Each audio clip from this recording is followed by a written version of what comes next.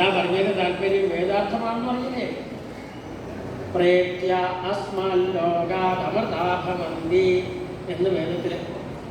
അമൃത് കിട്ടുക എന്ന് പറഞ്ഞാൽ ഈശ്വര സാക്ഷാത്കാരം കിട്ടാമെന്നാണ് അതിൻ്റെ താല്പര്യം. അപ്പോൾ മാത്രമേ എല്ലാ ക്ലേശം തീരുള്ളൂ, മനസ്സിന് സന്തോഷം ഉണ്ടാവും. ഇതാ പറയുന്നത്. പാൽക്കടൽ കളയാന്നൊക്കെ പറഞ്ഞാൽ നല്ല സാത്വികമായിട്ട് ഭഗവാനെ ഉപാസിക്കാന്നർത്ഥം. അല്ലാണ്ട് എവിടെ പാൽക്കടൽ? സാത്വിക ഭാവത്തിൽ. എന്താ സാത്വിക ഭാവം?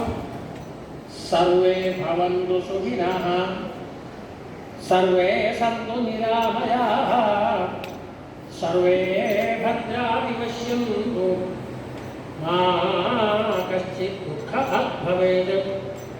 അവനവനും നന്മ വരണം, മറ്റുള്ളവർക്ക് നന്മ വരണം. ഇതാണ് സാത്വിക ഭാവം.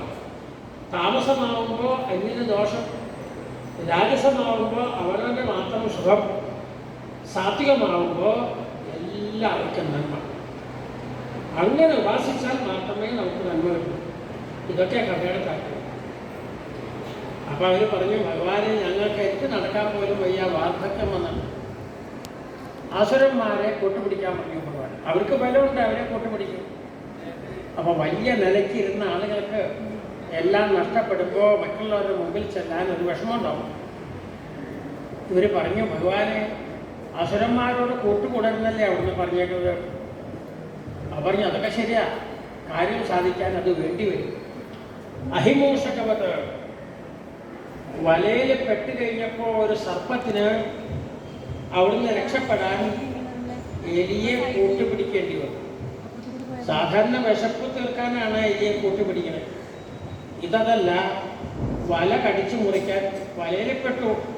വളരെ കരുതലോടുകൂടിയാണ് സർപ്പം നടക്കാമെന്നുണ്ടെങ്കിലും അതിനൊരാപത്ത് വന്നു. ഒരു വലയിൽ ചെന്നു.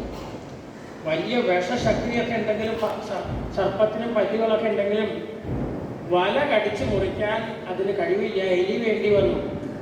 അതാ ഭഗവാൻ പറഞ്ഞു കൊടുത്തത്. അഹിമൂഷകവത് ദേവാഹ, അഹിമൂഷക ന്യായം വേണ്ടി വരുന്നു. ശരി, എന്താ ഭഗവാൻ പറഞ്ഞിട്ട് താല്പര്യം?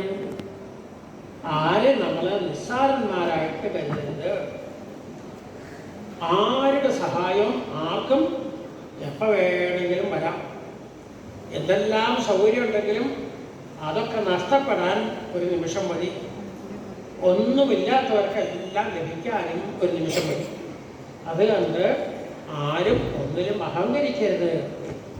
ആരുടെ സഹായവും നമുക്ക് വേണ്ടി വരുന്നുള്ള എന്നെന്നും ലോകം അറിഞ്ഞിരിക്കേണ്ട തത്വം. അതാ ഭഗവാൻ പറഞ്ഞത്. അസുരന്മാരെ കൊണ്ടുപോയി അങ്ങനെ അവിടെ ചെന്നു പറഞ്ഞു. അസുരന്മാരൊക്കെ ശരി, ഞങ്ങൾ വരാം. അപ്പം ഇങ്ങനെ സഹായിക്കാതിരിക്കുന്നവരാണ് അവർ എന്നാണെങ്കിൽ അവർ പുറമേ പറയുന്നുള്ളൂ, ഉള്ളിൽ അവർ വഞ്ചിക്കാനാണ് ഉണ്ടായത്.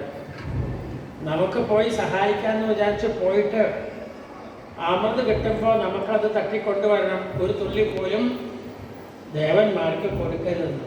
ദുഷ്ടന്മാരങ്ങനെ ഉള്ളിലൊന്ന് ചിന്തിക്കും, പുറമെ വേണമെന്ന് പറയും.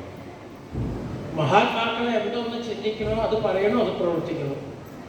ദുഷ്ടന്മാരെ ഒന്ന് ചിന്തിക്കണോ, മറ്റൊന്ന് പറയണോ, വേറൊന്ന് പ്രവർത്തിക്കണം. ഇതാണ് ദുഷ്ടന്മാരും സജ്ജനങ്ങളും തമ്മിലുള്ള ഭേദം.